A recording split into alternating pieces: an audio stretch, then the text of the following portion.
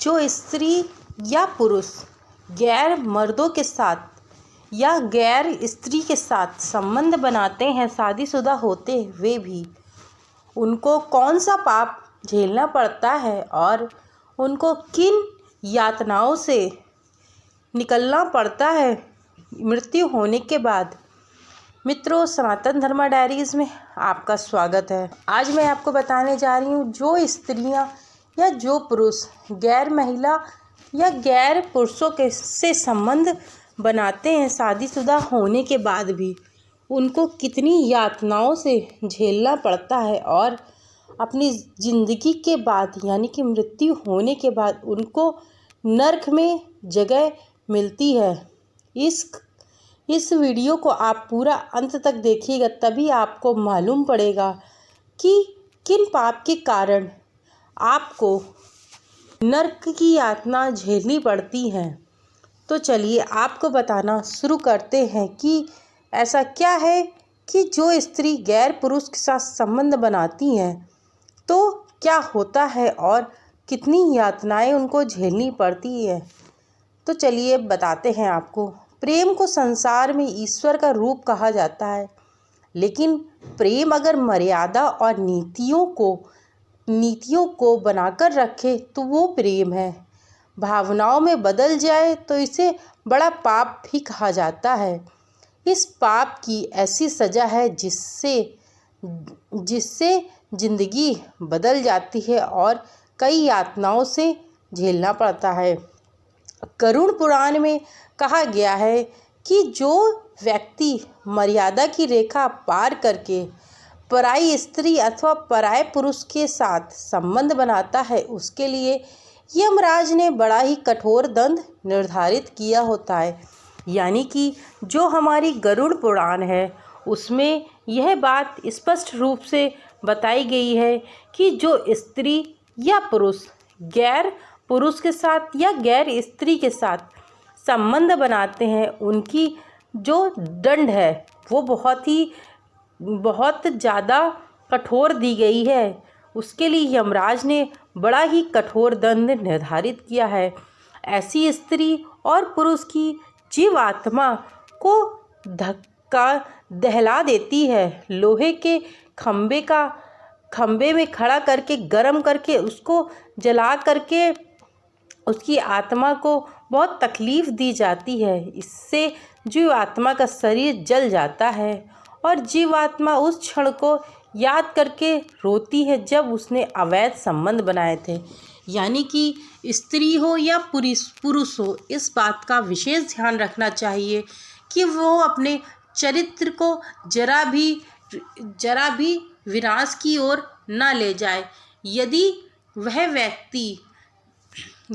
व्यक्ति यह कार्य करेगा, स्त्री हो या पुरुष हो, गैर पुरुषों के साथ संबंध बनाएगा, तो जो यमराज है उनको ऐसी सज़ा देंगे कि उनको यातनाओं को झेल करके उस समय को याद करके रोना भी आएगा। इससे भी यमराज के दूतों के हृदय नहीं पिघलते, यानी कि जला करके उसको पिघलाया जाता है। इसके बाद भी जो यमराज है इससे भी कुछ नहीं होते, इसके बाद भी और यातनाएं देते हैं। बार बार दहकाते हैं, लोहा स्तंभ का कलिंगा करवाते हैं, यानी कि उसको खौलते हुए तेल में डाल दिया जाता है। और मनुष्य को अपने जीवन में जितने भी पाप किए होते हैं उनमें से सबसे बड़ा पाप यह है कि मनुष्य जो है वह गैर पुरुषों के साथ स्त्री या पुरुष दोनों में से किसी को भी संबंध नहीं बनाने चाहिए, वरना उसको अधिक से अधिक यातनाएं झेलनी पड़ती हैं। मनुस्मृति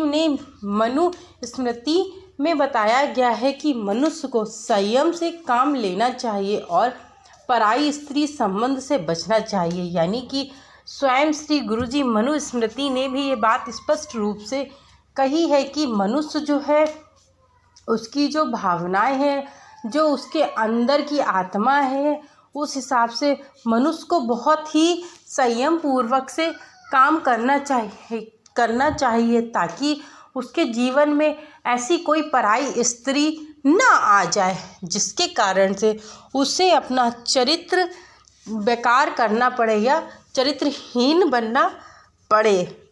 जो व्यक्ति काम भावना के वशीभूत होकर गुरु पत्नी से संबंध जोड़ता है, उसके परलोक में उसके सिर पर ही योनि का चिन्ह बना दिया जाता है। यानी कि जो भी व्यक्ति अपने गुरु की पत्नी, यानी कि जो आपके टीचर हैं या लड़का हो या लड़की हो, दोनों में से कोई भी हो सकता है, मतलब स्त्री भी हो सकती है और पुरुष भी हो सकता है, दोनों में से कोई भी हो सकते हैं। ऐसे व्यक्ति जो संबंध बनाते हैं तो उनके सिर पर यह चिन्ह, योनि का चिन्ह बना दिया जाता है, क्योंकि जब भी मनुष्य के अंदर काम भावना जागृत होती है तो उस व्यक्ति को, स्त्री हो या पुरुष हो, उस दोनों लोगों को यह नहीं समझ में आता है कि सामने वाला कौन है। बस उनको यह लगता है कि जो मेरी कामना है, जो मेरी भावना है, जो मेरी वशीभूत कामना है, मैं उसको किसी तरीके से बस मैं पूरा कर लूँ, चाहे वो वहाँ पर मेरी माँ ही क्यों ना बैठी हो। आज का वर्तमान समय घोर कलयुग आ रहा है। आज आप लोगों ने सुना होगा कि लोग छोटे छोटे बच्चों को उठा करके ले जाते हैं और उनके साथ कुकर्म करते हैं, यानी कि उनके साथ भी उनको छोड़ते नहीं है। 7-7 8-8 साल की लड़कियों को उठा करके ले जाते हैं और उनके साथ संबंध बनाने का प्रयास करते हैं और मृत्यु के घाट उन स्त्रियों को उतार देते हैं, उन बच्चियों को उतार देते हैं। तो आप समझ सकते हैं कि कितना घोर कलयुग आ गया है और मनुष्य ऐसा हो गया है, स्त्री हो या पुरुष हो, दोनों ही ऐसे हो गए हैं कि अपनी कामनाओं को पूरा करने के लिए उनके सिर पे एक अलग सा जुनून सा चढ़ जाता है और अपनी जो कामना है केवल समझते हैं कि मैं शीघ्र से शीघ्र पूरा कर लूँ। आग में लाल हुई स्त्री की मूर्ति का कलिंगा करना होगा जब तक व्यक्ति को अग्नि शुद्ध नहीं कर देती है। ऐसे व्यक्ति के लिए तीसरी सजा है कि उसे अपने लिंग और अंडाकोश को अपने हाथों में से काट कर दक्षिण पश्चिम दिशा में चलना होगा। यानी कि यदि कोई व्यक्ति पराई स्त्री या पराये पुरुष के साथ संबंध बनाती है तो पुरुषों को अपना जो लिंग है उसको काट करके दक्षिण पूर्व दिशा की ओर ले करके चलना होता है। आप समझ सकते हैं कि यह कितना ज़्यादा कष्टपूर्ण रहता होगा कि अपने लिंग को काटना और काट कर चलना, और उसमें फिर नमक मिर्ची लगी होती है, कितना कष्टदायक होगा। तो पुरुषों को भी ध्यान रखना चाहिए कि ऐसा कोई कार्य ना करें जिससे मनुष्य को ऐसी कोई सज़ा मिले। यही सेम सिचुएशन स्त्री के साथ भी है। यदि कोई महिला पराये पुरुष के साथ संबंध बनाती है और वह अपने जीवन में यह सोचती है कि मुझे अपने पति से सुख नहीं मिल पाया तो मैं अपना सुख कहीं और ढूंढ लूँगी, कुछ नहीं है, केवल और केवल पाप के भागी होती है। और ऐसी औरतों को यमराज भी छोड़ते नहीं हैं और उनको उनके कर्मों का फल ज़रूर से ज़रूर मिलता है, और वो जो उन्होंने कुकर्म किए होते हैं उनका फल यातनाओं के रूप में उन्हें झेलना पड़ता है।